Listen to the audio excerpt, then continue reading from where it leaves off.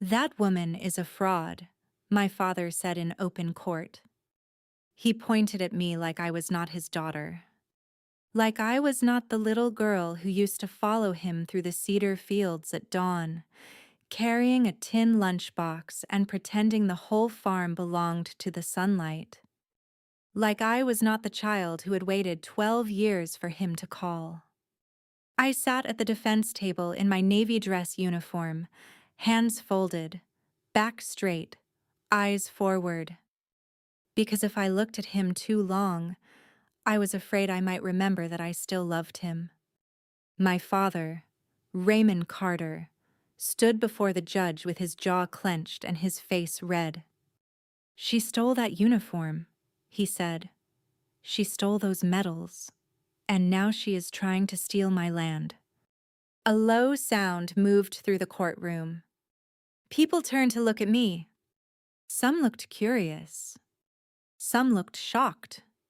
Some looked like they already believed him. That was the worst part. A lie does not need to be smart to hurt you. It only needs to be loud enough. My brother, Caleb, sat behind our father in a gray suit, eyes fixed on the floor. He did not look angry. He looked afraid. And that told me more than any witness statement could have. The lawsuit was supposed to be about 87 acres of family land at Cedar Ridge, Virginia. But it was never really about land. It was about control. It was about a father who thought love meant obedience. It was about a son who buried a family business under debt and needed someone else to blame. And it was about a daughter who left home to serve her country, then came back to find that her family had turned her silence into a crime. My name is Abigail Carter. Commander, United States Navy. For 12 years, my father told people I had abandoned the family. For 12 years, my brother let him believe that. For 12 years, I kept my service record private because some missions do not belong at dinner tables, and some things you survive are too heavy to place in your mother's hands. But that morning in Fairfax County Civil Court, my father looked at a judge and called me a liar. He said I had invented my career. He said I had forged military honors to win sympathy. He said my mother's amended will, the one granting me equal ownership of Cedar Ridge, had been influenced by deception. Then he said the sentence that finally made the room go quiet. She was never strong enough to serve. I did not move. But inside me, something old split open. Not anger. Not yet. Pain. Because once, when I was 17, I had stood in our kitchen wearing a Navy recruitment brochure folded in my back pocket. I told my father I wanted to enlist. He put down his coffee and stared at me as if I had confessed to a crime. "No daughter of mine is running off to play soldier," he said. "It's the Navy," I whispered. "It's fantasy." My mother, Helen, stood at the sink, silent, one hand resting on the medal hanging from a chain around her neck. It had belonged to her father, a quiet man who served in Korea and rarely spoke about it. That night, she came to my room and placed that medal in my palm. "Your father thinks strength is control," she said, "but strength is what remains when control is gone." I left 2 months later. My father did not say goodbye. For years, I told myself that did not matter. During training, when my body shook and my hands bled, I told myself it did not matter. During my first deployment, when I lay awake in a room that smelled like dust and fuel, listening to distant alarms, I told myself it did not matter. On March 14th, 2020, in Izmir, Turkey, when an attack hit the compound and senior command went down within minutes. I told myself nothing mattered except the people still breathing. 41 American and Allied personnel were trapped in the East Wing. Smoke in the corridor. Communications broken. 2 extraction routes compromised. I was not supposed to be the highest functioning officer in that moment. But war does not ask who is supposed to lead. It asks who is standing. So I stood. I took field command. I redirected the evacuation through the service tunnel. I ordered countermeasure movement under fire. I got 41 people out. Afterward, there were reports, reviews, commendations. A ceremony I barely remember because all I could think about were the faces of the people who did not walk out with us. When I came home, my mother hugged me for a long time. My father shook my hand like I was a stranger. Caleb joked that paperwork officers must get medals for breathing now. I smiled because I was tired. And because I still wanted them to love me. My mother died 6 months before the lawsuit. Cancer took her quickly, though she tried to hide the pain until hiding became impossible. In her last weeks, I came home whenever the Navy allowed it. I changed her sheets, crushed her pills into applesauce, brushed her hair when her arms were too weak. At night, she asked me to sit by the window with her and look toward Cedar Ridge. "Promise me you will not let them sell it in anger," she whispered one evening. "I promise." She turned her head toward me. "Not even your father." I did not understand then. I do now. 6 months before she died, my mother changed her will. Cedar Ridge would be held equally between me and Caleb. Not sold without both signatures. Not mortgaged without both signatures. Not transferred into any company without both signatures. It was not just inheritance. It was protection. Because she had seen what my father refused to see. Caleb had buried Mercer Agricultural Supply under millions in losses, bad contracts, speculative purchases, fake supplier agreements, loans taken against equipment that no longer existed. And behind my father's back, Caleb had already used portions of the family land as collateral. By the time my mother died, the banks were circling. Caleb needed Cedar Ridge free and clear. My father needed to believe his son had not ruined everything. So they sued me. They claimed I had manipulated my mother. They claimed my military identity was exaggerated.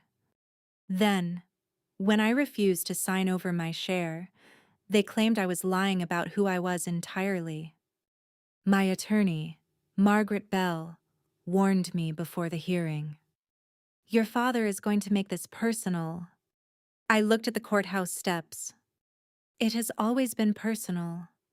She held a sealed envelope in her hand. It was cream-colored, with my mother's handwriting across the front. "To be opened only if Raymond brings Abigail to court." I had not read it. Margaret had. And when she finished, she looked at me with eyes that were not lawyers' eyes anymore. They were human. She knew, Margaret said. Knew what? That one day, he might choose pride over you. So when my father called me a fraud in that courtroom, I did not answer. I let Margaret answer. She stood slowly. "Your Honor, before we proceed with the plaintiff's allegations, we ask the court to admit verified military service records recently released through proper channels." My father laughed under his breath. "There are no records." The judge, Robert Halstead, looked at Margaret. "Proceed." Margaret walked forward with a folder stamped with official seals. My father's attorney objected. The judge overruled him. The first document confirmed my rank. Commander Abigail Carter, United States Navy. The second confirmed operational commendations. The third summarized the Izmir incident. The fourth carried the names of 41 evacuated personnel. The room grew quieter with every page. Margaret's voice did not shake. On March 14, 2020, Commander Carter assumed field command after senior leadership was incapacitated during a hostile attack. Her actions directly contributed to the successful evacuation of 41 American and Allied personnel. My father stared at the papers like they were written in another language. Caleb covered his mouth. Then the judge stopped reading. His face changed. Not dramatically, but completely. He looked at me. Then he looked back at the file. Then, slowly, Judge Halstead stood. The courtroom rose automatically, confused. But he did not speak yet. He removed his robe. Underneath, he wore a dark suit and the posture of a man who had once worn a uniform too. He stepped down from the bench. The bailiff froze. My father's attorney froze. Everyone froze. The judge faced me, and then he saluted. Not casually, not symbolically. A full, formal salute. "Commander Carter," he said, his voice carrying through the room. "This court recognizes your extraordinary service to the United States. All rise for Commander Abigail Carter, United States Navy." No one breathed. My father stared as if the world had betrayed him. Caleb's eyes filled with panic. I stood because I had to, because discipline held me up when my knees wanted to fail. I returned the salute. My hand was steady, but my chest felt like it was breaking. Because for 12 years, my father had called my service rebellion. My brother had called it theater. Neighbors had called it a phase. And now a judge had done what my own family refused to do. He had addressed me properly. When Judge Halstead returned to the bench, the courtroom was different. My father looked smaller, not because he had shrunk, because the lie around him had. Margaret did not stop. "Your Honor, we also request permission to call Thomas Keene." At the name, Caleb finally looked up. Fear opened across his face. Thomas Keene had been the financial controller at Mercer Agricultural Supply for 9 years. He was the man Caleb had underpaid, overworked, blamed, and finally fired. He walked to the witness stand with a manila envelope tucked under his arm. Margaret asked him one question. "Mr. Keene, why did the plaintiffs need Commander Carter removed from Cedar Ridge ownership?" Thomas looked at my brother, then at my father, then at the judge. Because Caleb, lost nearly $4.8 million through speculative contracts and fake supplier deals. The land was the only asset left large enough to refinance against. My father shouted, "That's a lie!" Judge Halstead struck the bench once. "Sit down, Mr. Carter." Thomas continued. He provided loan documents, collateral schedules, emails from Caleb, bank letters, a private spreadsheet labeled Ridge Recovery. In that spreadsheet, my name appeared beside one phrase: "Remove obstacle, not sister, not Abigail, obstacle." I stared at those two words until they blurred. There are insults that make you angry, and there are insults that empty you. That one emptied me. Margaret turned to my father. Mr. Carter, were you aware your son had pledged family assets without Commander Carter's consent? My father looked at Caleb. Caleb whispered, Dad, not here. Not here. Not true. Not I didn't do it. Not here. That was the moment my father finally understood. His perfect son had not been protecting the family. He had been sinking it. And I, the daughter he had called a fraud, had been the only legal barrier between Cedar Ridge and the banks. Margaret then opened my mother's envelope. My heart stopped. The courtroom seemed to fade until only her voice remained. Margaret read my mother's words. Raymond, if you are hearing this, then you have taken our daughter to court. I wish I could say I am surprised. You always mistook obedience for love and independence for betrayal. Abigail did not abandon us. We abandoned her every time we demanded she become smaller so you could feel strong. The land was never yours to control. It was ours to care for. And if you try to use it to erase her, then I ask the court to hear the truth I was too tired to keep saying while I lived. Our daughter is not a fraud. She is the bravest person this family ever produced. My mother had been dead for 6 months. But in that courtroom, she stood beside me. My father lowered his head. For the first time that day, he did not look angry. He looked old. The judge dismissed my father's claim. He upheld my mother's will. He referred Thomas Keene's documents to prosecutors for review of financial fraud. He ordered that no portion of Cedar Ridge could be mortgaged, transferred, or refinanced without my consent. When it was over, my father approached me in the hallway. He looked at my uniform, then at my face. I didn't know, he said. I wanted to laugh. I wanted to scream. Instead, I said, "You never asked." He swallowed. I thought your mother exaggerated. She didn't. I thought you left because you didn't care about this family. I looked through the courthouse windows at the gray Virginia sky. No, I left because I wanted to become myself. Caleb walked past us with his attorney. He did not apologize. Men like Caleb rarely apologize when exposure is still fresh. They are too busy calculating what can still be saved. My father watched him go. Something in his face collapsed. It was never mine to protect, he whispered. I thought of Cedar Ridge at sunset. The old fence line.